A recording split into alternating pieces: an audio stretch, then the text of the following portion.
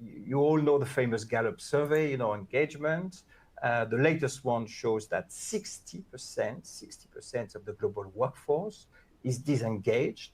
And even worse, 19% of the global workforce is actively disengaged. That means that those people are really not giving, everything they can to the labor market, to the company they work for.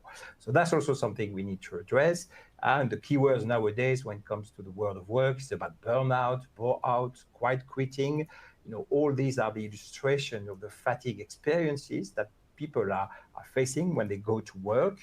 And that means we really need to focus on the workers' well-being, mental health at work, to make sure that they are as engaged as possible. This is also a way to increase productivity. Maximize their amount of time with their organization. Also, what wasn't mentioned, I think is very critical, is the very rapid impact of aging on early retirement. So we see this now really accelerating very significantly. So lots of older workers have a preference to leave the workforce. And this is actually one important takeaway for firms, is that I think firms really have to think much harder about how you can keep older workers engaged for a much longer time in the workforce than is currently the case. Retirement ages are being postponed in terms of pension, rights to pension. So this is a time for business to say, how can we make this actually really work? And then also, of course, there is, the labor shortage is everywhere, but they're particularly, as Remy explained very well, they're particularly in these kind of high skill, digital skill areas.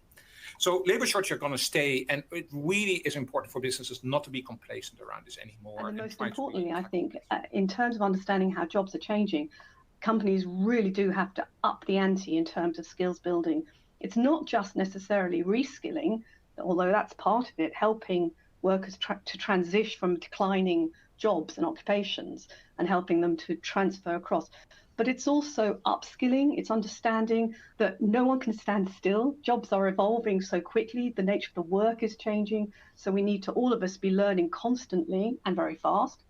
But also what's being called cross-skilling, understanding that because we can't quite work out and predict how jobs are changing, we need to be actually thinking in terms of skills, clusters of skills that are very important, complementary, and actually having this slightly wider set of skills to concentrate on, so that